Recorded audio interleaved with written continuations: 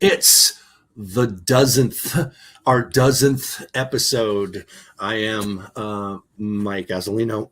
They call me Azmyth. I call them Azmyth Busters, and we're here to play Pathfinder 2. But before we do, we've got a couple of things we want to do. Give some moments in the spotlight, like we've promised to a couple of our players. The first, I'm sure you're going to be excited about, is we get to see some art. Some character art from the lovely Dana, who has provided us with her wonderful creativity. So why don't you segue in and tell us maybe about the process and then how we're going to share it. Well, it was actually super long process.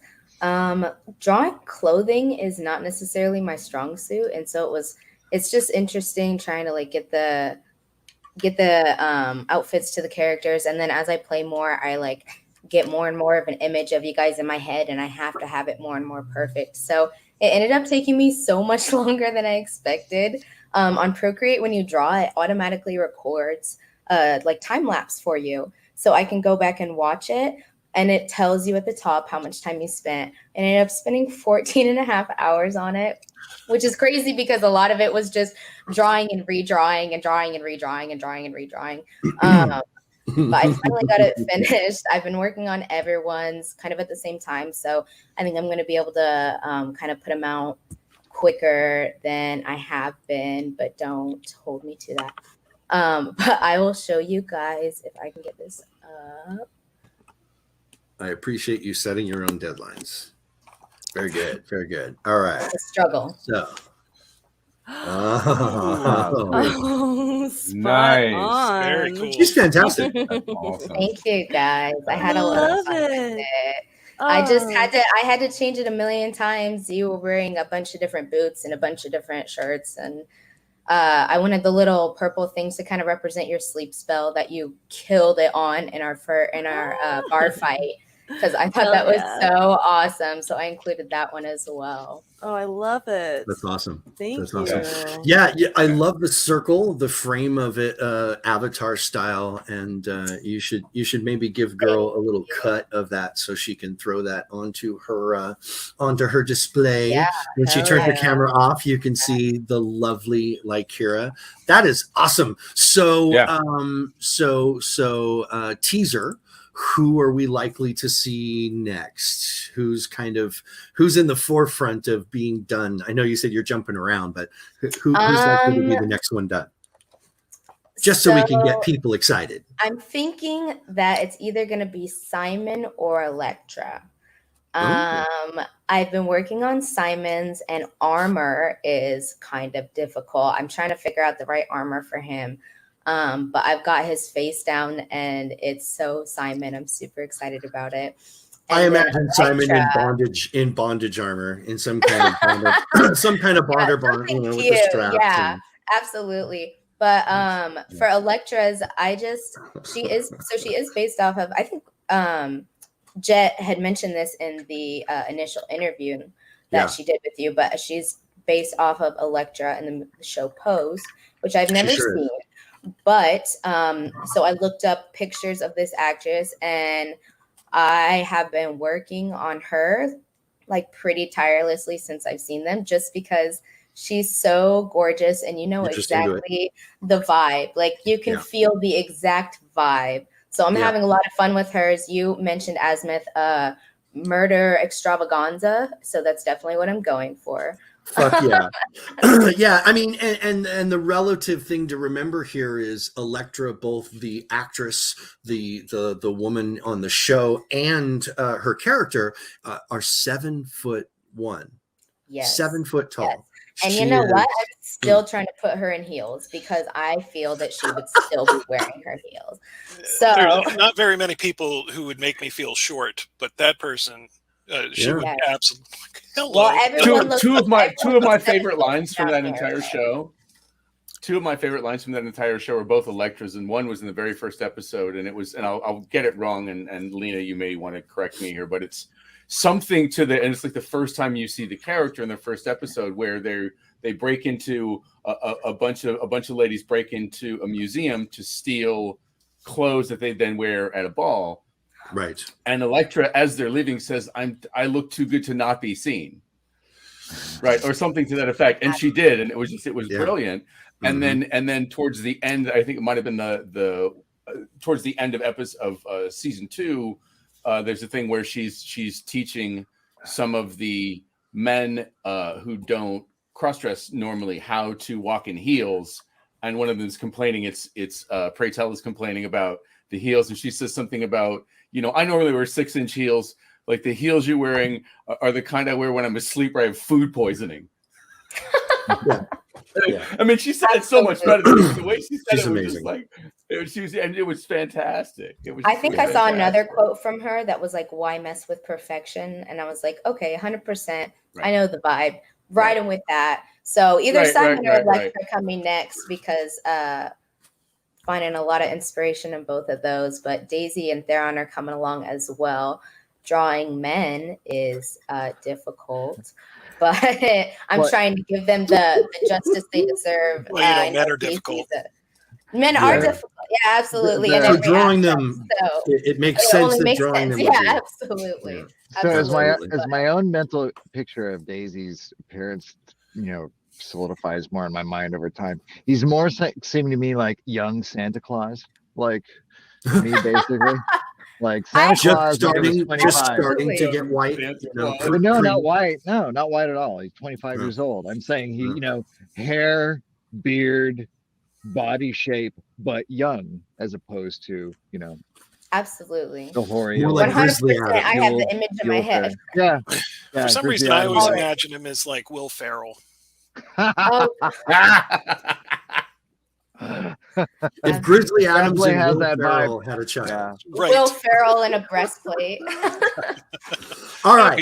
So that's exciting stuff. I love the little art breaks, especially bringing more to the table for the campaign and for the group and letting everybody see that. That is fantastic. So let's shift real quickly and give another one of our dear players and friends the floor for just a moment. Do a little self-promotion. I know, Lena, you are getting ready to do kind of a relaunch.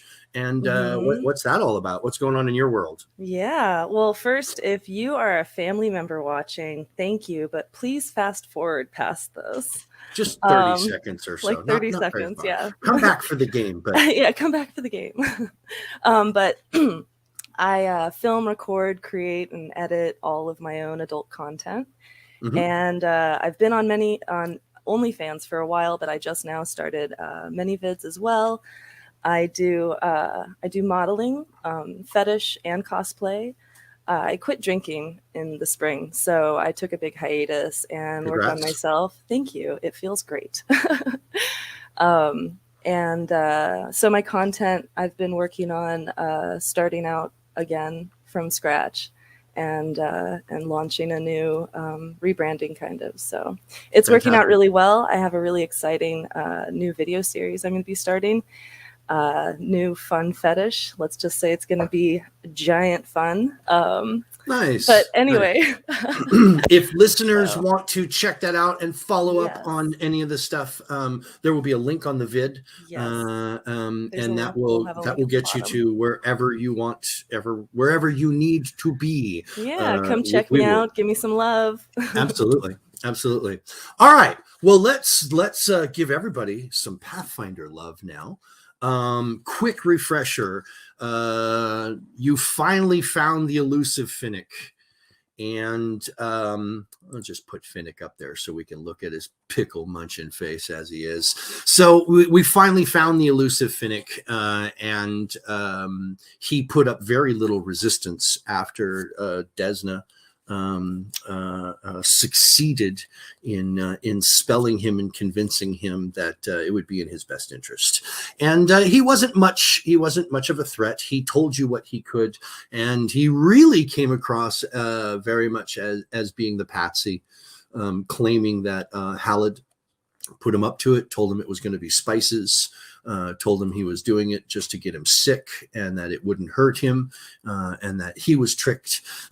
Seems to be his mantra. He feels like the world has tricked Finnick. So he has led you to Halid's hideout.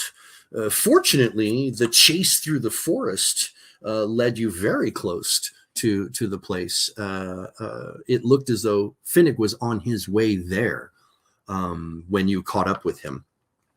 The place known as Dead Willow for the dead, giant dead tree that is out in front of it. It is a 2-story building that had collapsed into one, kind of sandwiched into one debris-filled, unlivable place. Despite that, you found a hinged barrier made to look like it was nailed up, but it wasn't. And a cave-in or so later, with some dig out, you managed to get yourself to the lid that led you down to the chambers below, likely where Halid actually spends his time, because the upstairs was inhospitable, as I said before, probably just there for him to pass through and to provide the said trap cave-in to warn him. Likely that was the case. The first room that you entered into this place was like a storeroom that was also used as a kennel, where Halid kept 4 big gnarly dogs.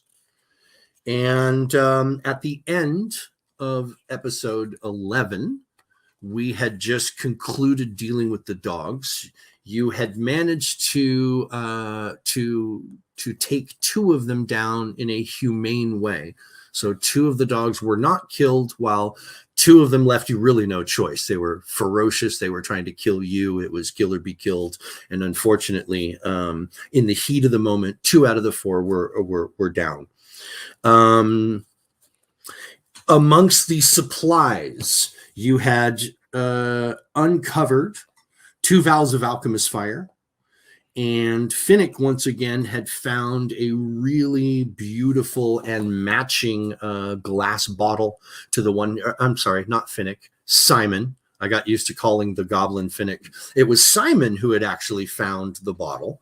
Like the first one, Simon found both of them, and they were very similar, although this one still had its contents in it. It was not poison. It was a reagent called corpse blood. All right. And you had searched this place pretty thoroughly. I believe healing has already been administered amongst the group going into it, and you were at the door leading into the next chamber. It is locked with a lock that is kind of built into the door. And this door, as I described it, the first door was kind of haphazardly made of wood and put in place. This one is a fitted, thick wooden door with big steel bands and a nice lock and a nice pull ring. I'm still slightly wounded. So, did we not do one on you? To bandage me up a little bit. That's right. Let me And see if I can do this. can I talk to the group while you're doing that? And Of course. so maybe so we don't have another trap behind this door, I could try my magic hand to open it, or is it too heavy? It appears to be locked is the problem. Okay. Let's see. 10 points back, Simon. Perfect. I was only down 5, so I'm topped up. Nice. Thank you, sir. Nice. Anybody else need any? All right. Fantastic. Oh, hold on. Yeah, so you were at the door. It had not been searched yet, although Daisy had been kind of, pacing in front of it and eyeballing the door, had already given a listen to it to see if he could hear anything on the other side, and nothing heard. I'll do a quick. But you had tried the door. That's how you know it was locked. You had tried the handle. You tried to push it. The door definitely feels secure. And you had gathered that it's the lock, in fact, that is the bolt. So you undo the lock, and then the door is free. I will take a closer look at the door and the lock. Okay. All right. I got a 13. Yeah, it definitely can. It's a thick, chunky tumbler type lock, akin to something you might see in a prison or on a big iron gate. It doesn't look like it was made here naturally. It looks like somebody put it into this door. I will attempt to pick it. Okay. I'm not great at this, and I rolled a 1. Oof.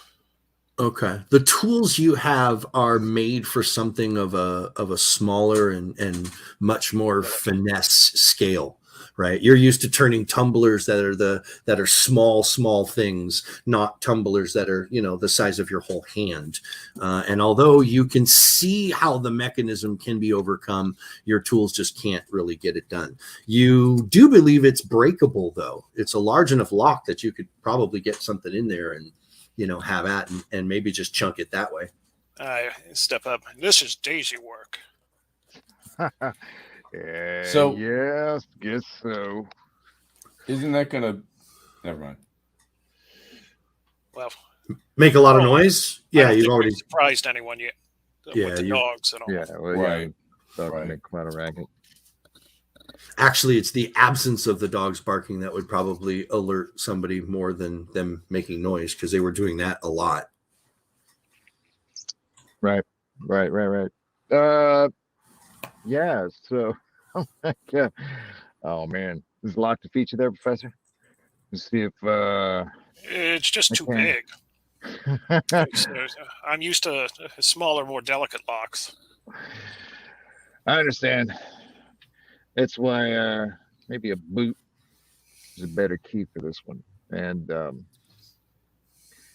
yeah, I'm just gonna try to just batter the door down. And Just bash it actually, down. yeah, and despite Daisy's size, it's Did you say size or thighs? well, both. But despite his size, he only has a 14, so he's That's an athletics check, he's right? undeveloped weight. He's not like so. Hey, 18 on the die. That ain't too shabby. But And probably not. what's your athletic skill? So plus 5, that would be a 15 or 23 then. A 23, yeah.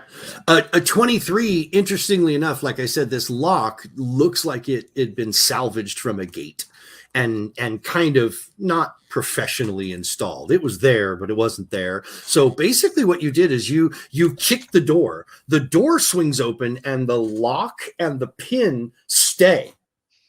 They just Right. stay connected, and you just kind of kick the fucking door out of the way, and the whole thing swings open, and the lock mechanism just kind of hangs in the frame of the door. You can Right. walk right past it.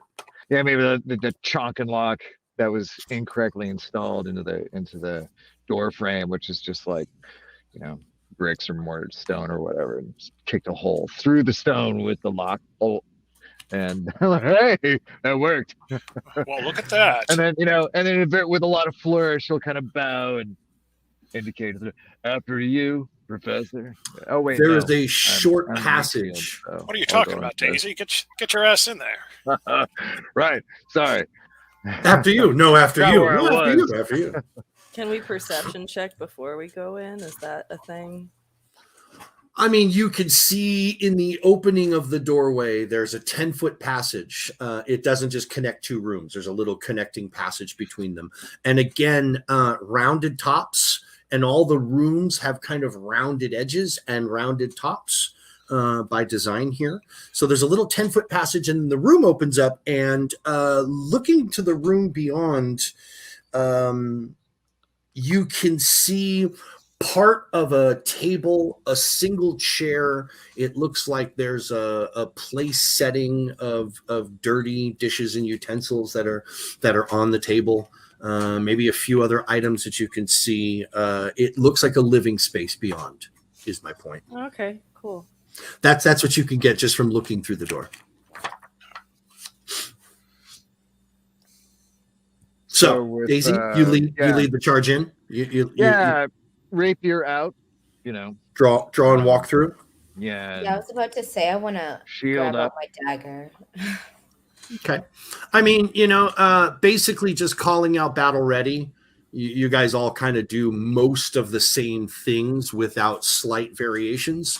I don't need to know that you're going to cast a specific spell. Battle Ready just tells me I'm about to cast a spell in the case of like Kira, for sure. Simon, we always know, arms his shield and pulls his weapon.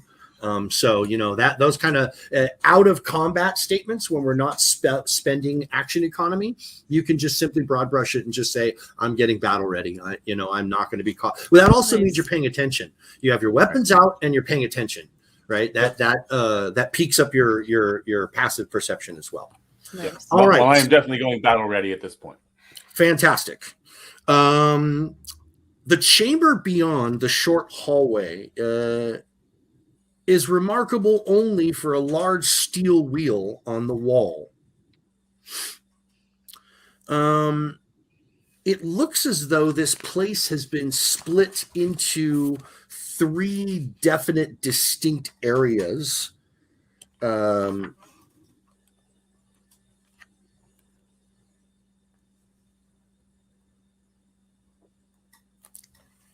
The first thing that catches your eyes, Daisy, when you walk through the door, you can see there is you've kicked the door open, right? You've kicked the door flat and open, and you've also jarred loose not only the lock mechanism, but there was a peephole that was set into the door as well. That whatever piece of metal or lens or whatever was going on there has fallen out, just leaving an open hole right at about head level. So it's pretty obvious what was there. Yeah. Likely your kicking of the door shook that loose and broke that loose as well, giving someone to be able to look through the other side of the door and see what's going on inside the kennel. Halid's home seems divided into 3 separate areas. There is a larder, there is a lavatory, and there is his living space. The larder is a simple storeroom filled with scraps of old meat, a third of a wheel of cheese, a sack of turnips, and a barrel of weak ale. Turnips. There's also a crate of empty wine bottles in one corner of the room. They are all of Chelish-looking labels and vintage, and were probably quite valuable. They are all empty. Yeah, actually, I'll take a look at those. And I have lore alcohol. Sure. I kind of want to know, how difficult would it be to acquire these fine vintages in this area? Although, I know we are in Isger, which is a vassal state of Cheliax. So there's a lot of it floating around. Yeah. But, this guy, I'm in this rural area. A 15 on the die with a lore of that. Well, I guess that's not too bright, but that's a total of 17. 17. Okay. You're not terribly surprised that these vintages and these bottles are here. They're not like the rarity of kings. It's not really that much. But what stands out is likely these bottles would have been 150, 200 gold pieces a piece. That's pricey. That's so yeah, this is pricey hooch that this Claude it just, that connection doesn't make sense to you. So in your head, it had to have been stolen, and he got it from someone who didn't realize what it was or what it was worth, and he drank it like fucking piss water because he didn't realize what it was or what it was worth, and just poured through it just because he knew it was alcohol. That's that's your conclusion, Professor. How many bottles do you have here? 7 empties. 7.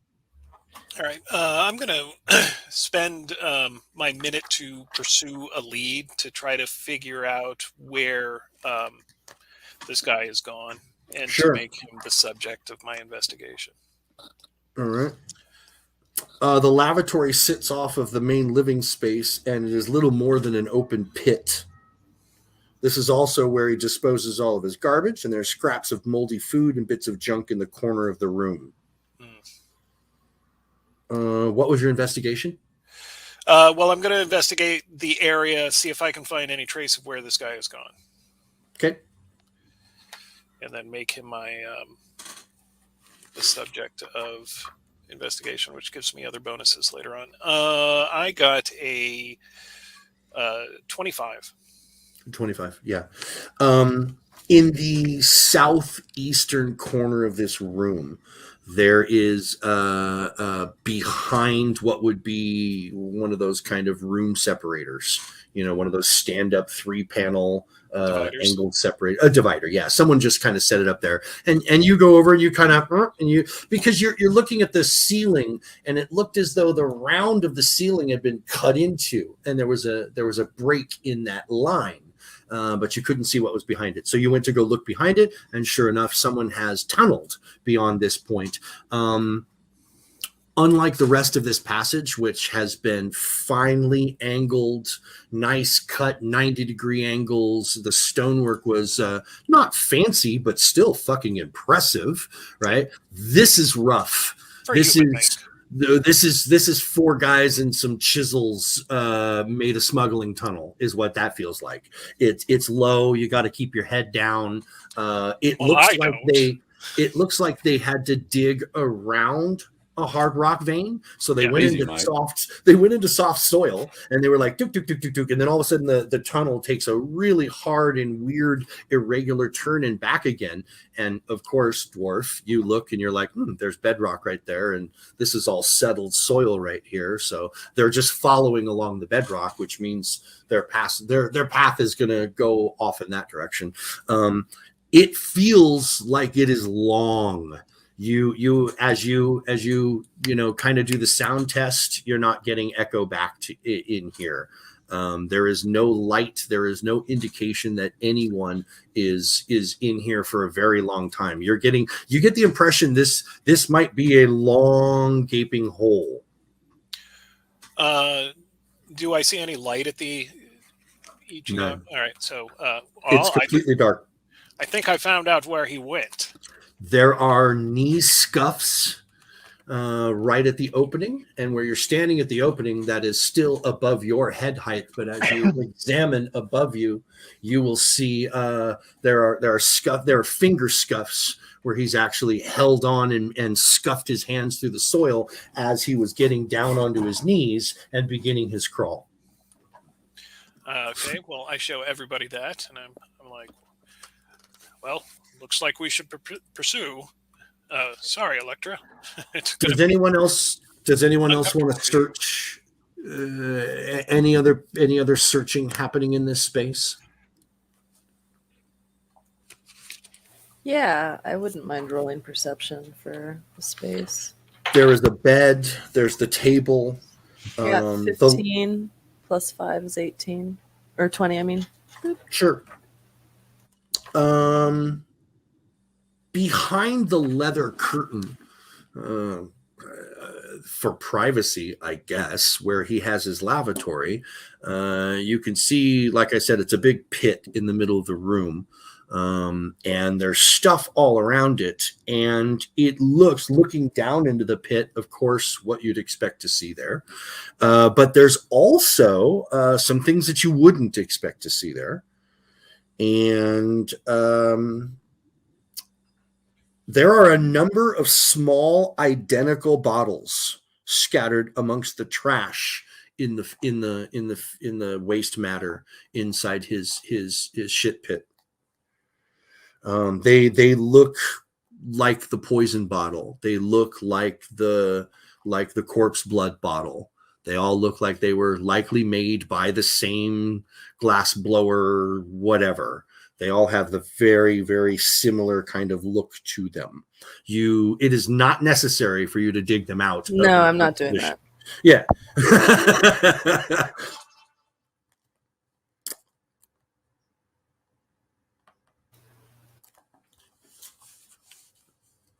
They all appear to be empty. If someone else wants to, examine beyond the look, you can.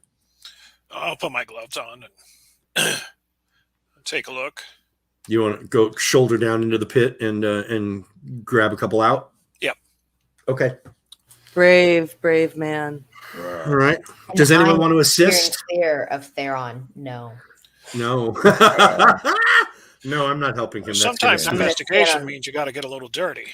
Help You know, me. How about You do gotta what? get a little I'll help. dirty, not me. I'm gonna stand I'll on the help. other side of the room. I'll look around. Simon will help. Okay, so likely having a water skin so he can wash off whatever he pulls out, and something along that line would be the best help.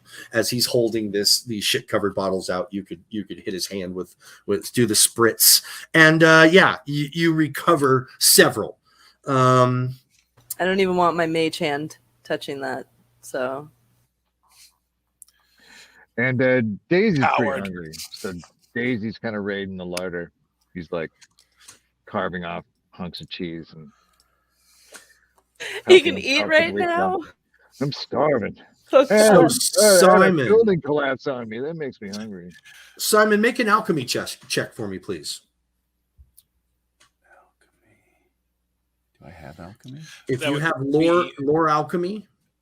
I don't. If not, I would be happy with your intelligence modifier, and you would be trained in it at this point, would be your proficiency, right?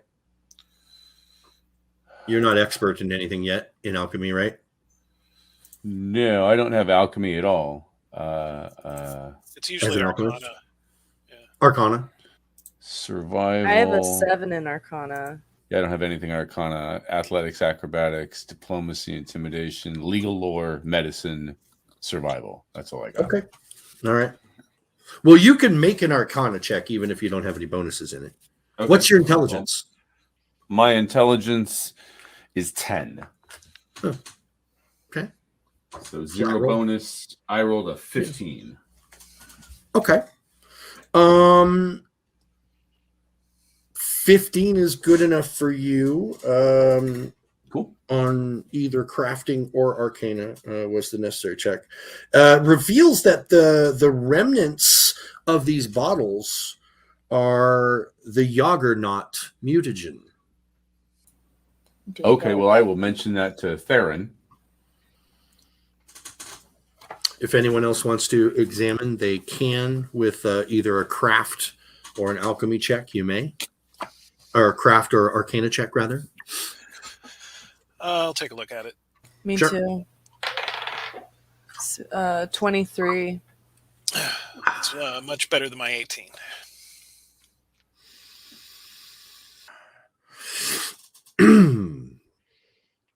Okay.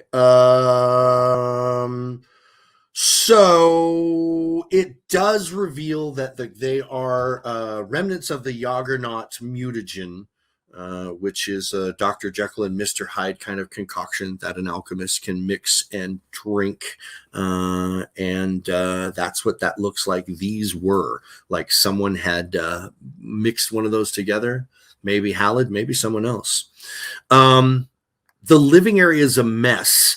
With a cot in one corner and a crude fire pit in the other. A simple chimney leads up from the room before connecting to another in the house above. Bits of trash and few pieces of gear can be found with a simple search, including a whetstone, a dagger, 15 feet of rope, a hammer, some candles, a coin purse, which is left on the table with 2 gold pieces, 8 silver, and 4 copper still in it. Clearly, he left in a hurry. I'm sorry, where is all this? This is in the living area on the table. So all this stuff is kind of just strewn about the room. Some of it's on the bed, some of it's on the table. As I said, there's objects in addition to his dirty plates and silverware that he eats with. The area connects to the larder, to the lavatory, to a short hallway, leads back to the kennel, and to the open, which is the way you came in, and the open passageway that leads off into the darkness, which Theron has just found. Like Kira, when you were searching his cot, he had some crap strewn across the top of it. His rope and a hammer and the dagger and a few things were just on the cot.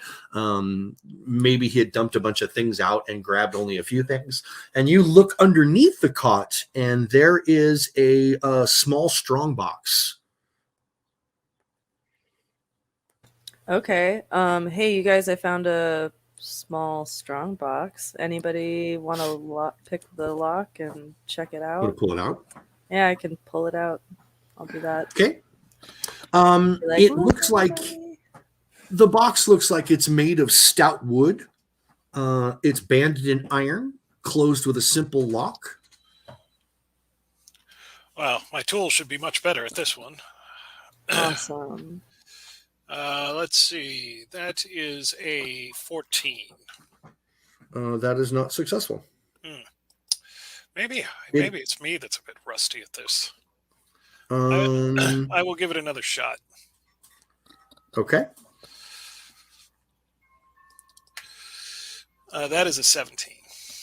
17 is also unsuccessful. It releases a spring inside the lock. Son of a. And a poison spine that is hidden near the lock travels up the shaft of your tool. And let's see.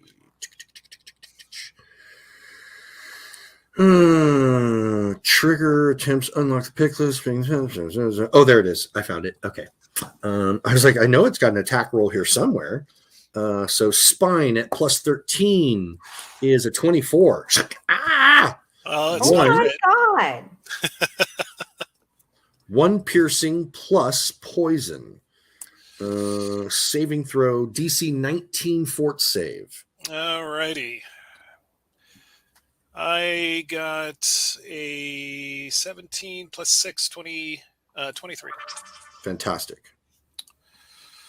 All right, so Never try to poison a dwarf. it's true. It's true.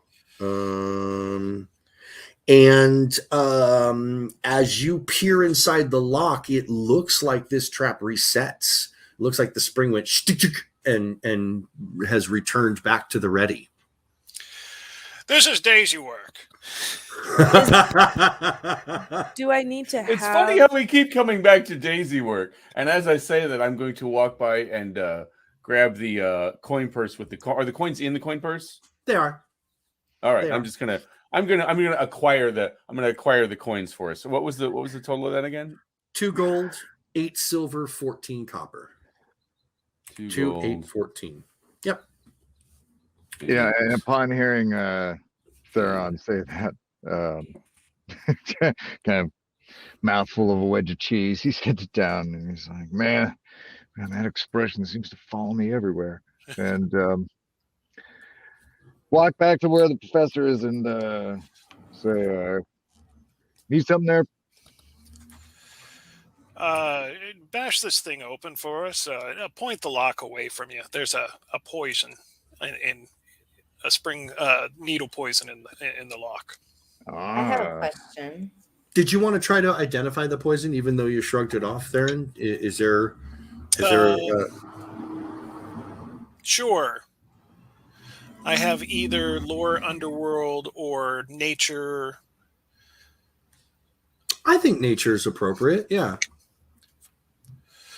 Let's see. 20. 20. It is Cladis poison. Cladis. Yep. All right, so Daisy, how are you going to deal with the? Are you just going to smash the top of the box and just ignore the lock altogether? And just... Desmond Yeah, has no, a yeah. question. Oh, okay. Desmond had a question. Yeah, Sure. before we smash more things, I know that's always fun. But is there there's no hinges on the back of the box or anything like that? Is there how does there is- are. There are. The hinges are largely hidden by the lid itself. So the part that's connected is to the box and to the lid. So you can see the round portion of the hinge, but they're not the kind of hinges like on doors where you can knock the pin out. They're solid. Sure. Yeah, they're just solid pieces. So basically, Daisy would be bashing the top so that you could lift it the other way. All right, yeah. Lockbox usually have hinges on the inside. Yeah, I'll take the box and kind of inspect it, move it around a bit, see if there's something loose or if I can hear anything on the inside. You hear coins rattling around on the inside. All right. Loose coins. It also sounds like a good deal of paper. Paper, huh? All right. So he kind of takes it and he'll pull his, get his hand axe out of his belt loop, and Sure. maybe actually probably just like start hacking at the seam, and it's kind of like you get the hand axe in there and crank it to kind of like you lever open the front, kind of hack, lever, hack, just kind of like being kind of rough with things as Daisy usually is. Okay. All right. The box has an armor class and a hardness and some hit points, so you're gonna have to do your worst. All I'm righty, gonna bash on it for a while. here we go. I don't know why it has an armor class. It's an inanimate object. Why does an inanimate object need an armor class? Because it's got a natural toughness. Because it'll feel left out if it doesn't. Unless Okay. it's a DR thing. That's a great answer. Okay, so the box is feeling like it's one with you as you chop it. So that's It has a 24. hardness of 6. I rolled 19 out of the die.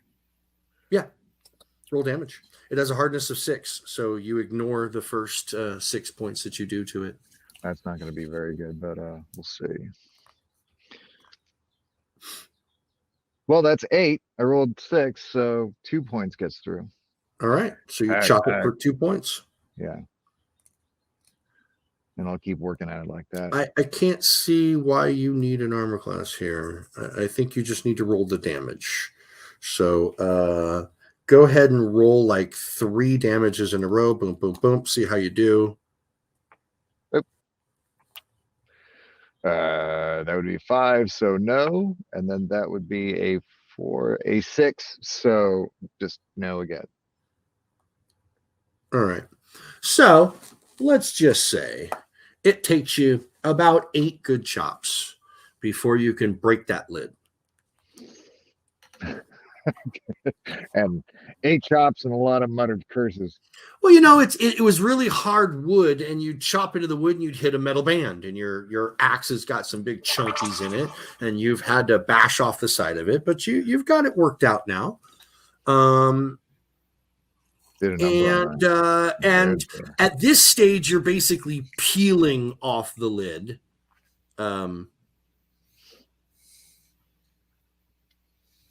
Yeah, just gonna. Yeah, you're just kind of. Heck, if you get a big enough hole in the top, just turn it over and shake it, and everything will just fall out. Daisy, let's not overthink this. But there's paper in there too, though.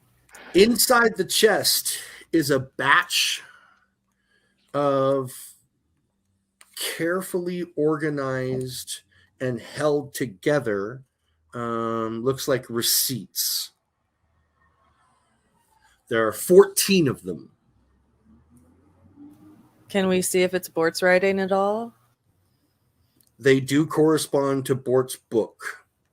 They do correspond to the same 14s, as well as a scrap of parchment that lists each transaction along with a value slightly higher than that listed in the corresponding receipt from Bort. The chest contains some of that gold that apparently Halid was skimming from these transactions over the years. A whopping 21 gold pieces and 37 silver is what was rattling around inside. Wow. Finally, on the back of the transaction list is a crude map. It depicts a cave, helpfully labeled hideout. Next to a shape that might be a pond. From there, a winding path passes through a strange V-shaped chamber before ending to what appears to be a clearing with a tree stump labeled Drop Point.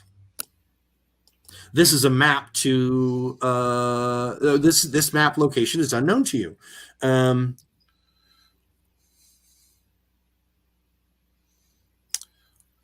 I point to the exit. I said, "But does it sound like it starts there?"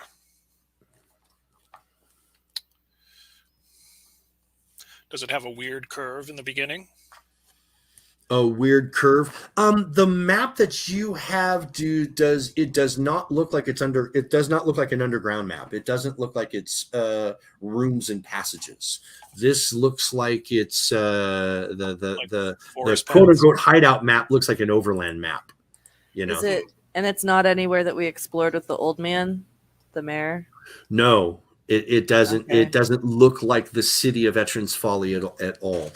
It might be on the outskirts. It might be in the surrounding areas of Veterans Folly.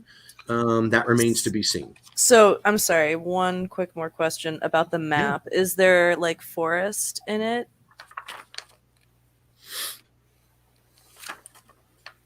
Because I'm kind of nomadic and I know a lot about forests, and maybe I could roll a perception to figure out where. It says it depicts the marking of a cave, like the opening of a cave that says hideout. Next to that shape, there's a pond, and from there, there's a winding path through a strange V-shaped chamber before Okay. ending up to appears to be a clearing with a tree stump labeled drop point. It's a Okay. very crude, like you're looking at Okay. it, you're like, this could be anything. Okay. Can I grab the map really quick and show it to Finnick and ask Sure. him, do you know where this is? Do you know of a cave and a pond around here? He's looking at it and he's like, no. Dang. No. Is I that don't the like the truth, Finnick? I don't like the water. I don't swim. I don't like the water. Okay. Is it the truth? You want to make a perception check to see if you're insightful to him trying to lie? Is there maybe a different skill besides perception, like maybe society Maybe to see if he's investigation. lying or something? Or I'm just trying to get the highest roll possible. Yeah. No, it's always like a wisdom based thing. Okay. So they've locked it into perception as part of your Okay. as part of that skill now. All right, so I got 23. 23. Okay. You don't believe he's lying, and honestly, you've not seen any evidence that he's lied to you since Desna hit him with that spell. Okay, dig it. Yeah. So, Well, yeah. I'm all for trying to find somewhere that doesn't include going in the dark hole with no known end. there is no other way out of this space. Even the lavatory pit has an end to it. Someone else should take Finnick through there if we're going that way, because I'm gonna be a very tight fit being an elf. Well, mediums just have to. It's large enough that you have to just duck over. Oh, okay, because you said You have earlier to that duck there over. were knee marks. Well, so I didn't- Halid's a medium, but he's Okay. big. He's Okay. like 7.5 foot tall, and he's like built like a monster. Oh, So okay. he has to crawl through here just because his space, or maybe he just chooses to. Maybe it's too uncomfortable to bend over. Maybe he already ate his mutagen, and now he's not a little dude anymore. Maybe he's a giant dude now. There's a lot of possibilities. What time of day is it still at this point? Just curious. You guys got off to an early start because you started exploring the deads in the morning. You found Finnick probably mid-afternoon. You went into the deads, the cave-in went down. You rested an hour plus to do heals. So it's got to be getting close to evening, like early supper, evening time. Okay. Still light out, and it's the time of year where it does stay lit later in the day. Okay, cool. Is that season? So there is daylight, and it is a favorable season as well. So it's not getting super cold at night, and you're able to be outside without too much extra precautions, sleeping under the stars if you need to, kind of thing. Which was part of the problem of finding Finnick, because he could be anywhere when it's warm and comfy. He could have been staying anywhere. But so the only way out of Halid's little living space here is to go in the tunnel. And my guess is at the end of that tunnel is where the cave is on that map. So before we move forward, I'm going to collect up the money that fell out of the chest and Halid's receipts. So I'm going to give those to Theron just to make sure we don't lose track of those. Yep, Theron, you when we get back to town. You're the one who cracked his code, so you don't even really need to cross-reference them to the books to see that they match the 14. You found those 14 transactions; they all went to H.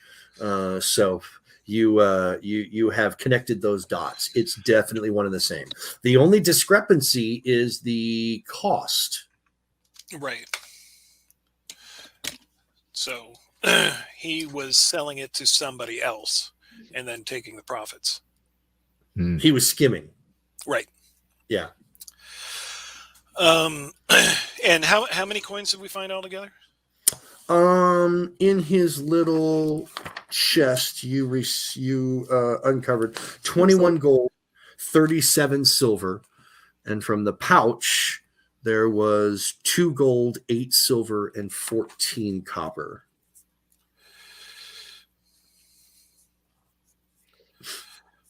Box, pouch. Okay.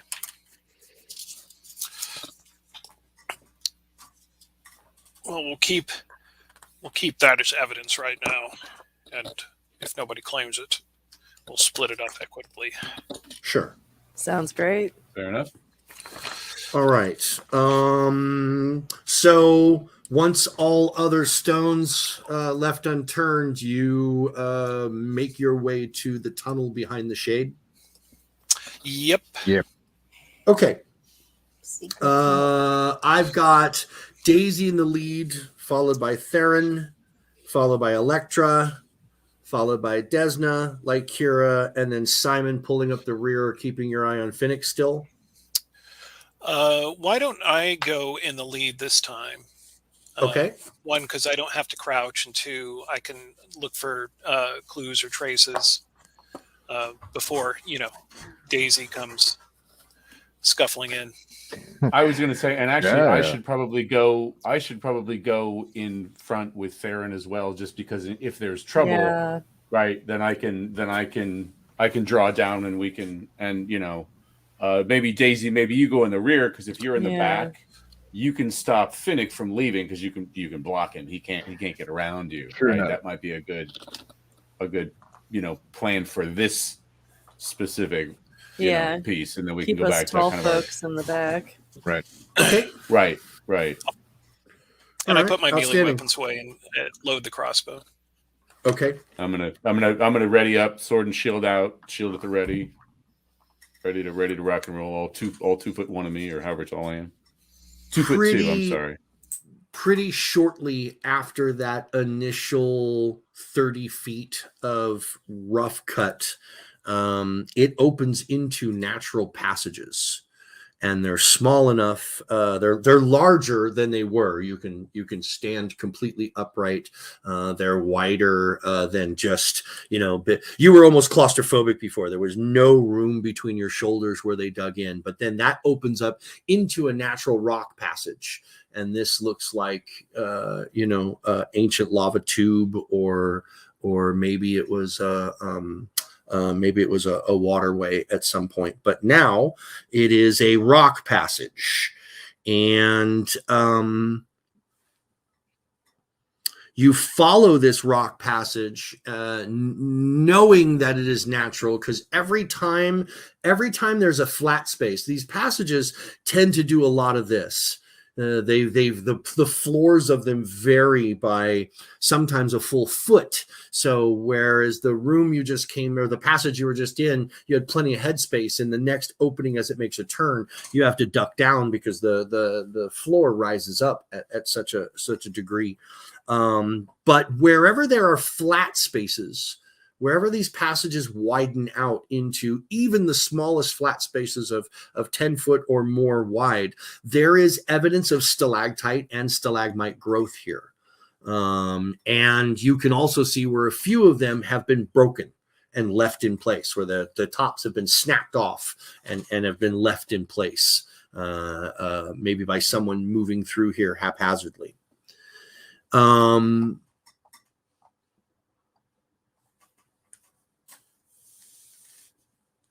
Make perception checks from the first half, which is Theron, Simon, and Elektra.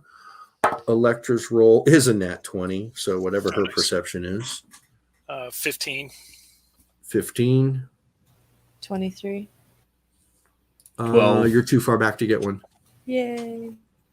What was yours, Simon? 12. Sorry. 12. And Electra's perception check is a plus. I don't know. Let me look. Sorry. I'm guessing 3 or 4.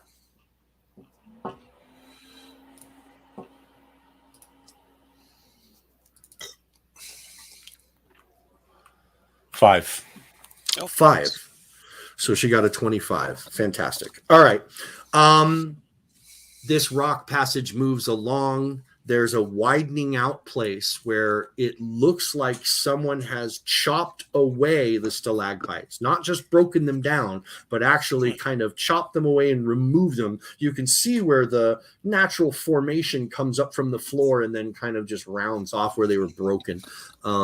Like something large maybe sat here, or something large moved through here is what it kind of looks like. But Elektra on 25, she hears, you all begin to hear water, and it's got that natural sort of caverny kind of sploosh, sploosh, sploosh, sploosh. You're getting that movement, that casual dripping of underwater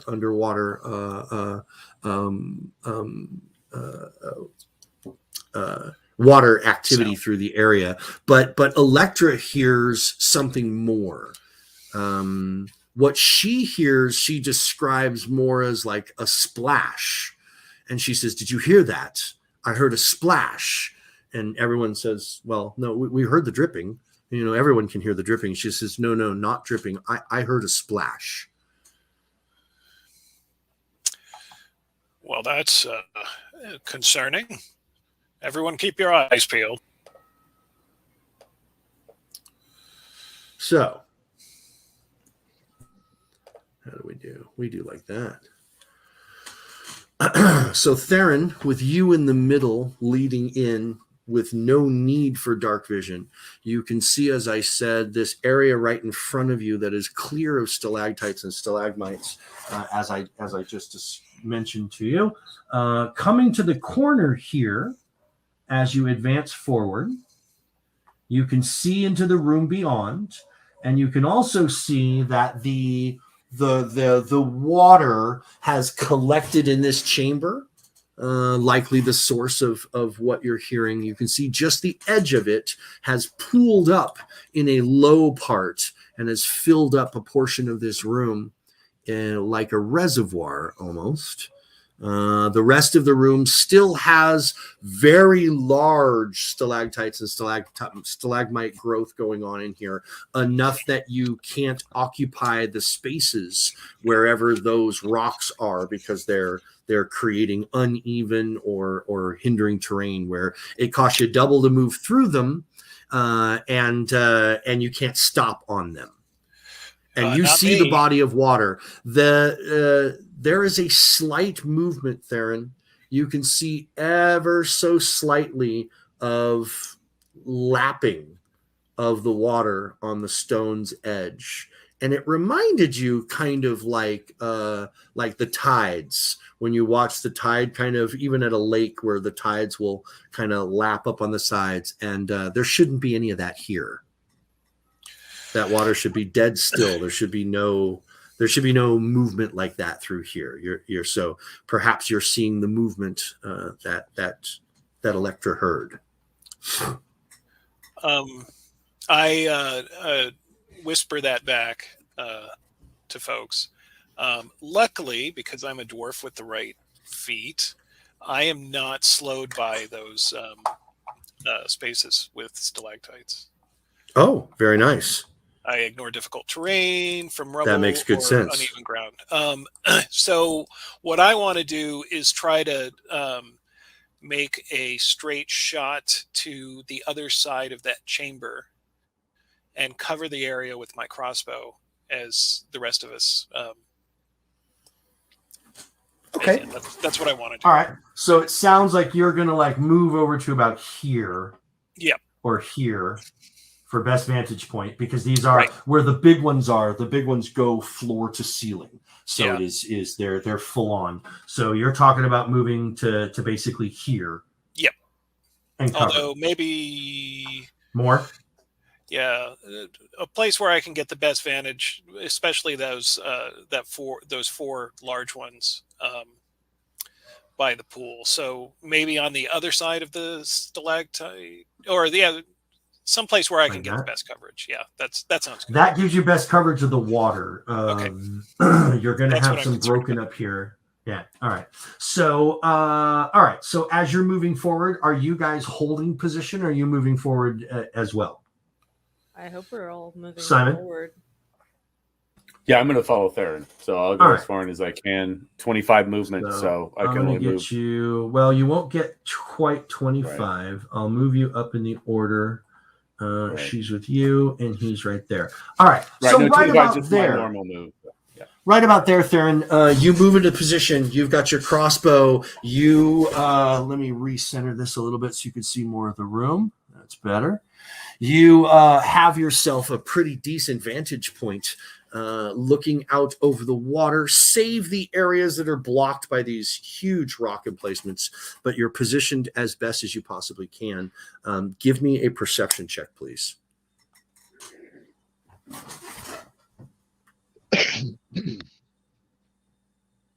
That is a natural 20, so 27. Oh, 27. Okay. Nice. You see the source of the movement in the water, and also the source of what Elektra heard. Your roll is your initiative, and if everybody else would roll, I would appreciate putting you into the order, and I will show you and tell you what you see. 24. Okay. Theron was on 27, correct? Correct. Okay. And let's see, like Kira, you said 24? Yes. Okay, awesome. Thank you.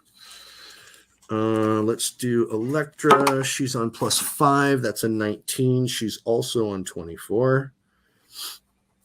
I roll good when it's for her, and it don't matter. Desna, what you got?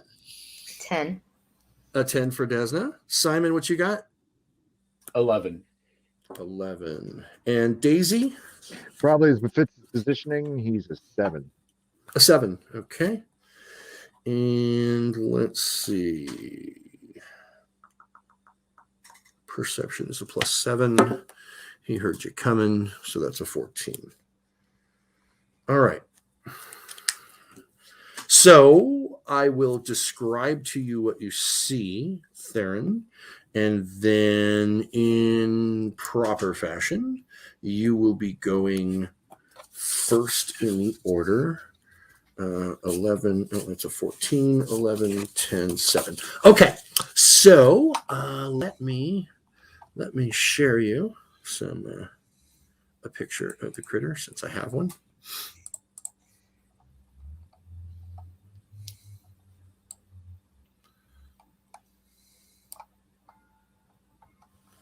And we want to do a share. There we go. So this is what you see. What the hell? It's big for a snake, and it has this big metal piece on its tail that is arcing. It's up out of the water, and that's arcing and sparking, just like it looks, and it is moving through the water. in a direct path back to you. It is your turn at the top of the order. So the first I call out, there's a big snake and it's got a lightning tail. Don't ask me how that works.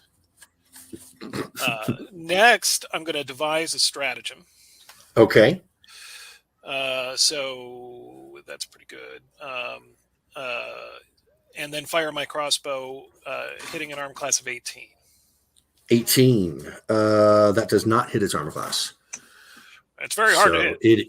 It is very, very close, but the head is kind of more flat than round, and it just skips right off of it and does no damage to it. Well, then I say shit, and I load my crossbow. And you load your crossbow. Okay, fantastic.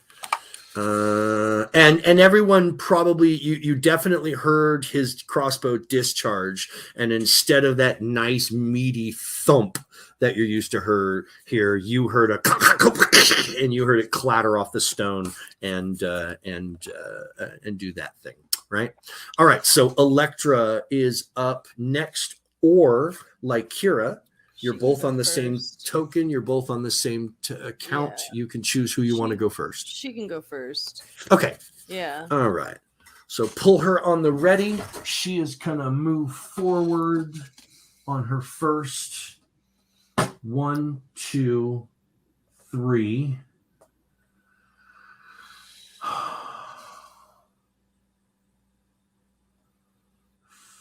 4.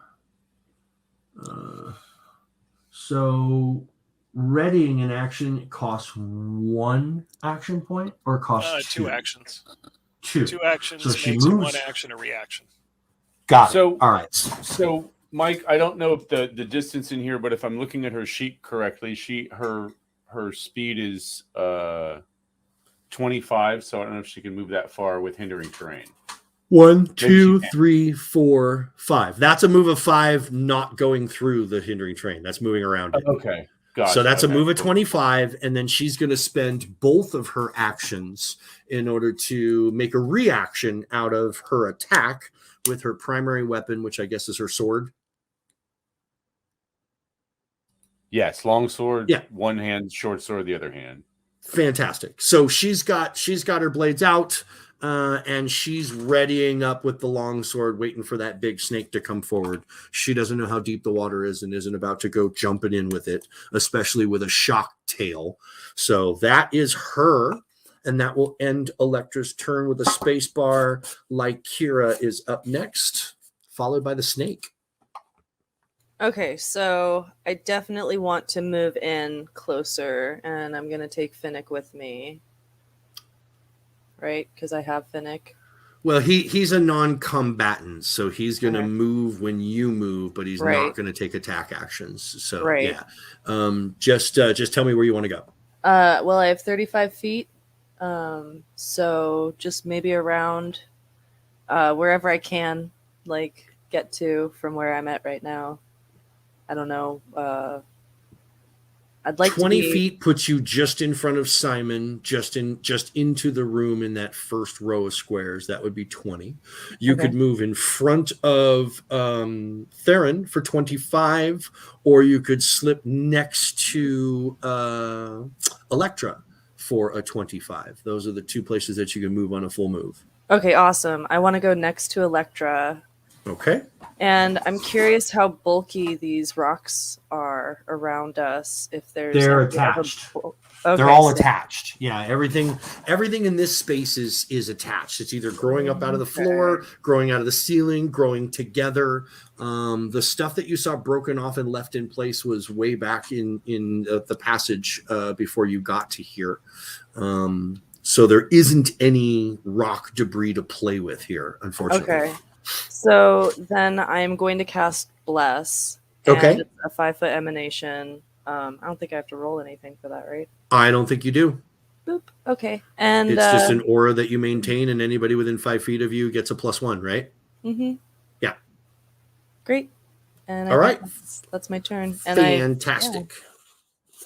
All right. So this thing it is going to, on its first action, it is going to move to here. On its second action, it will coil itself.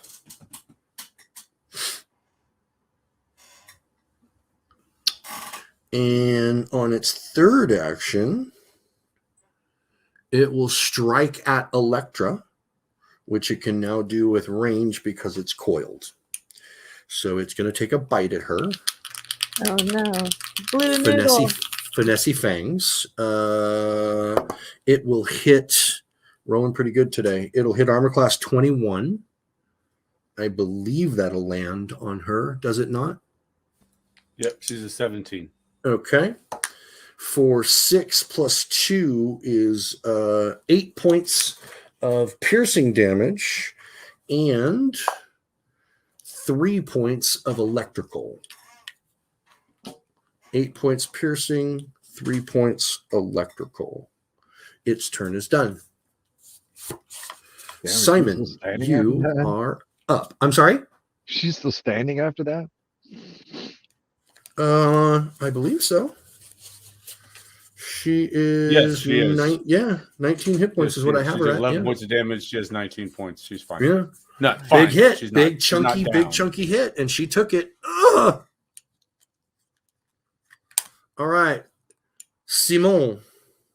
I feel like I should. I'm is your going to turn. move as far into the space as I can around in front of Theron and see if I can get in position to attack the snake. You're trying to get into melee, Yes. or you're trying to take a range attack. You're trying to get into melee. All right. Trying to What get into is your what's your move? How much move do you get on an action? 25. So 5, 10, 15, 20, 25. You get to there on an action.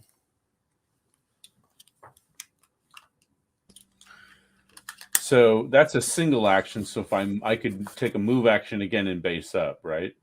Absolutely. Okay. I'm going to take a second move action to base up and then use my third action to attack.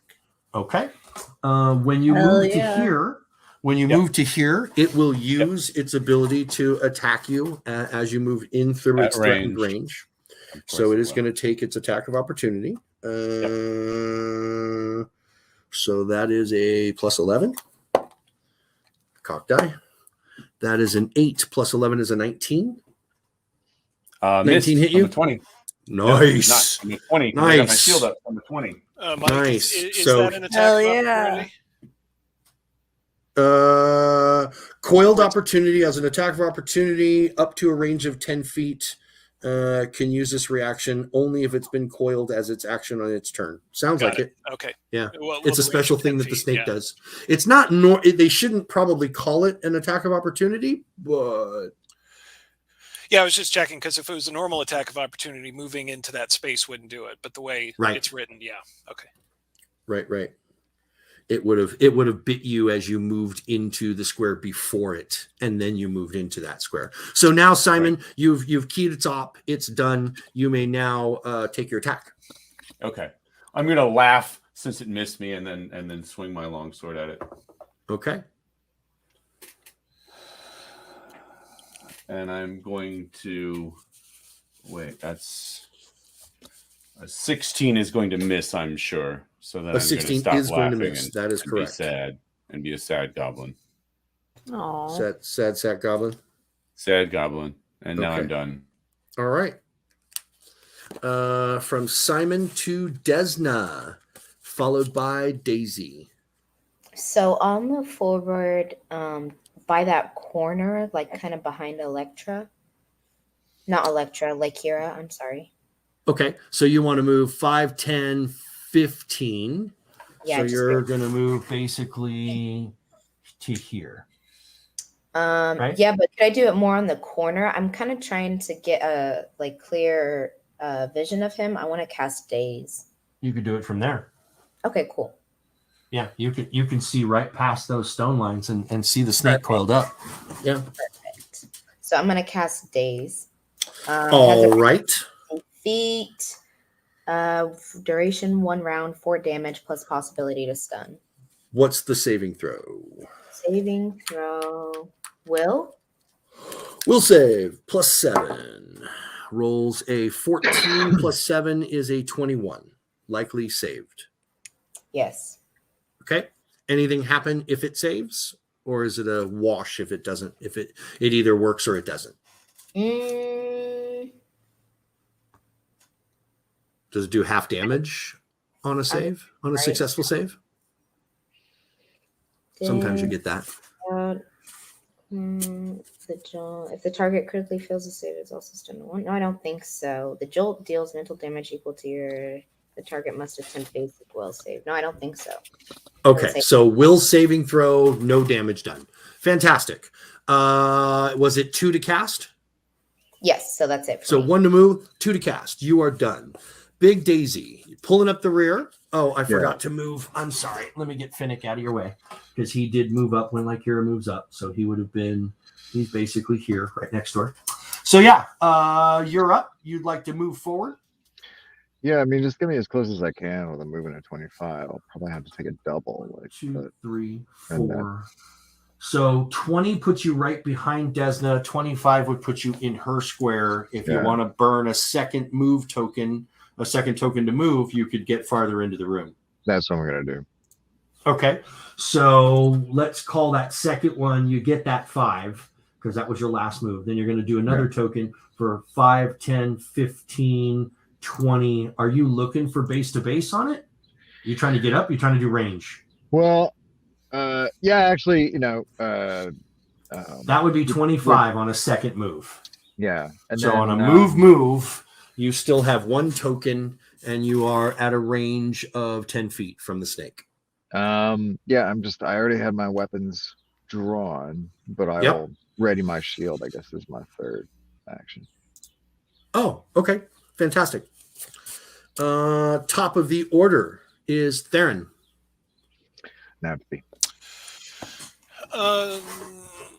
So from where I'm sitting, do I have a clear shot? You do not. It moved. Okay. It spotted you and moved in almost 3/4 cover, if not a little bit more, between these 2 big stones are directly in line. So you'd have to shift out to this line to see him. Shift on to that. You'd have to shift on this line to see him. I'm gonna shift 1, over 2. there. Yep. You could even be here because you can occupy places that they can't. That's fine. So, are you affected by soft cover? Do you have anything that lets you ignore cover? No. Okay.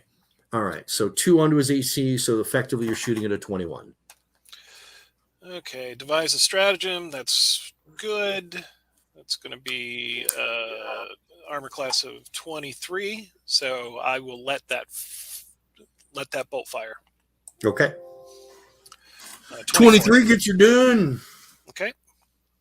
Thump. And it will do 6 points of damage. 6 points of damage. It's first damage. And that is my turn. Fantastic. 21. Nice. After Theron is Elektra. Elektra's readied action was not met, unfortunately, because he didn't come within her range. Now, wait a minute. Hold on. Let me think about that for a second. Yeah, it coiled and struck at her from 10 feet away. She had a readied action to attack it when it got close enough. Shouldn't she have gotten her readied action on him? Still not technically within her reach. Because it had to strike in, it has reach, and she doesn't. Right. Oh, damn it. Yep. Okay. All right. So her readied action was not met, but he's right there. She has to spend 2 movements to base up to him because it's hindering terrain. So she will move effectively 10 feet.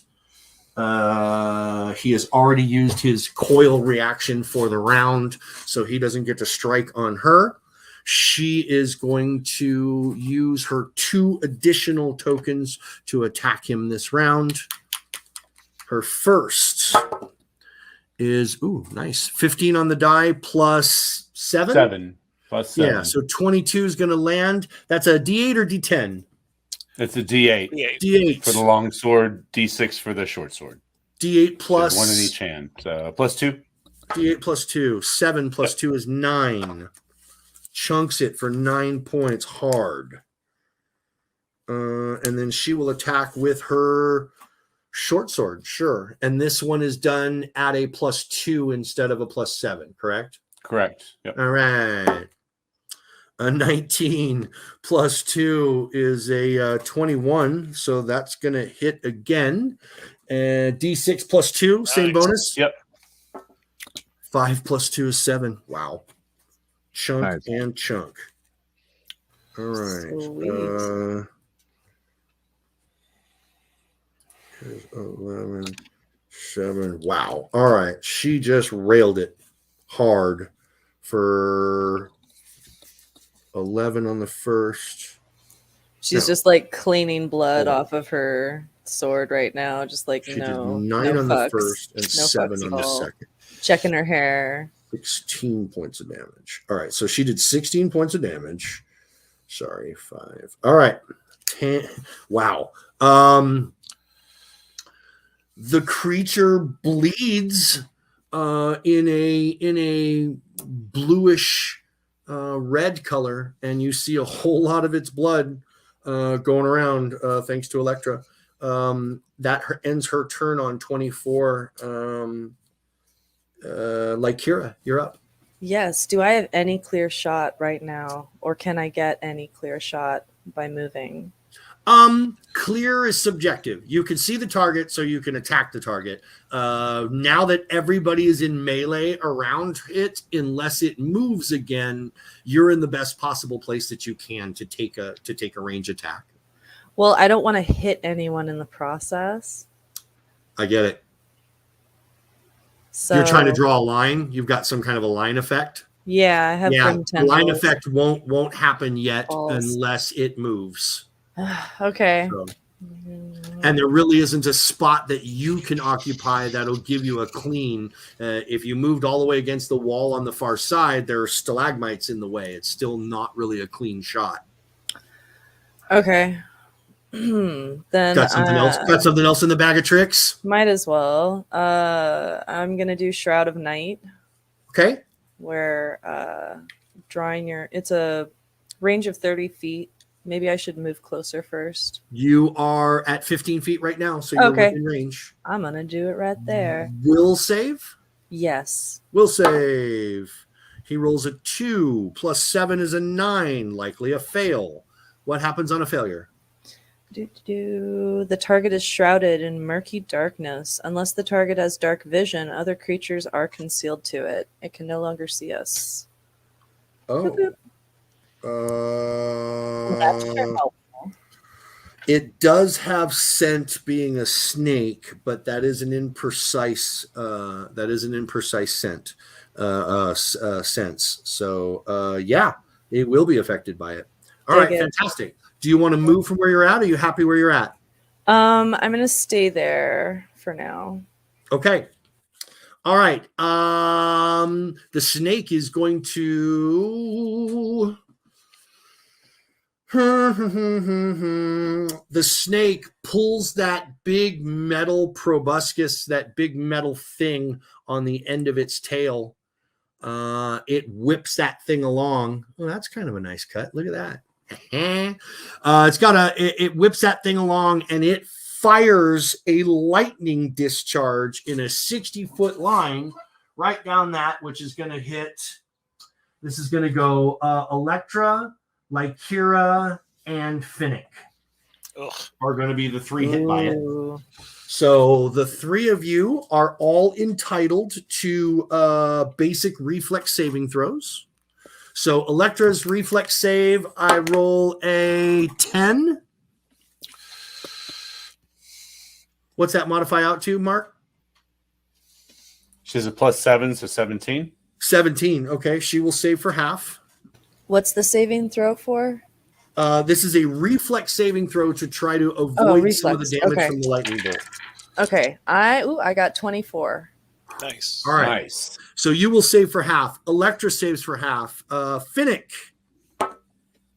Finnick is a 14 plus 6, so he will also save for half. That is 19 points of electrical damage. In half is what would that? 9. That would be 8. 8. 9, 8. 9. Yeah. 9. Well, 9 would be 18. Yeah, 9 points. Ouch. All right.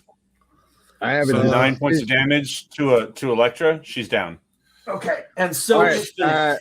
So actually, like here's or Elektra's damage taken has triggered my liberating step. So it will at least blunt 3 points of the damage that she just took. you can do that to a lightning discharge. That doesn't have to be a physical attack. All damage sources, as it says in the description. Okay. Nice. All right. So she takes 3 less of she took 9, so 3 less of 9 would put her at 6. Is she still up or is she still down? So she takes 6. That puts her at 7. She's still up. She's got 2 points left. Wow. So Okay. she's still standing. 2 hit points. So that actually made the difference. Thank you, Daisy. All right. Fantastic. So how many hit points Game did I changer. take? And like Kira, you saved, so you took 9 points of electrical damage. Okay. Damn. So I'm down at 4. And Finnick is dying. That was enough to bring him to the point of not breathing. Oh. All right, so that is the mob. Let's see. So it did that as 2. It did not coil this round, so that's 2, and it's going to get the hell away from here. It's going to move, which will provoke ops if you get them. It gets 20 feet of movement. So it's gonna I move definitely get one. I literally have a feature that's called Attack of Opportunity. So I know I get one. 2, 3, Yeah, both 4, both 5, you and Elektra 6. will get. Yeah, so I get an Attack of Opportunity. If you have not used your reaction, I believe it burns your reaction, doesn't it? Yep. Okay. Okay. That So works. if you've not used your reaction, you can. Elektra has not. She rolls a 16 on die plus 7. It's going to hit. What's yours? I rolled a 19 total. Oh, yeah. That's its armor class. So, Okay. yes. So you both strike at the giant lightning serpent as it makes a failed attempt to try to get away from you after discharging its massive electrical tail. You strike it down, and it is no more. Ha ha ha ha! Yes. Way to go, everyone. Nice. Oh, Stephen, you might be able to chime in on this. Is there any limit to the number of times a ability can be triggered in a round? Like if you have an ability that has a trigger. Well, usually those are reactions, and you only have one reaction. Okay. Or if it's then it just comes down to action economy. If you have the Some action free to spend, actions have triggers. Very few of them probably become more so over time. But if it's a reaction, you only get one reaction. Okay. I'm just wondering because for the ability from the champion's ability of liberating step. Yep. Whether or not I could do more of that more than once at a time in that round. Not and if you unless would get be so something that says kind you can do it upon again. closing, if you would be so kind as to roll perception checks for me as the battle has come to an end and you all kind of look around, taking in the room for the first 23. time outside of combat. Nice. I keep rolling 23s all day today. Rolled them 14. I actually rolled a 23 too. Nice. Nice. I have a question Oh, before 19. we end really quick. Can I stabilize Finnick so he doesn't die? Yes. Okay. Thank Yes, you can. So you stabilize Finnick. Can someone Kira, help you me move out? to the edge of the water. You look down to Okay. the edge of the water, and you can see that there is a body down at the bottom of the water down there. A body. The form is showing calcification. Okay. Gross. Mm. And before we get you a chance to get in the water or search any of that, I think that's a fantastic time for us to conclude episode 12. And we will find out who or what is in the water and what is in the passage beyond. There is a passage that leads out of this chamber as well. So this is not a dead end. There is more to be searched here. And join us for episode 13 to find out what exactly goes down. Upload Monday. Bye, everybody. Thank you for joining us.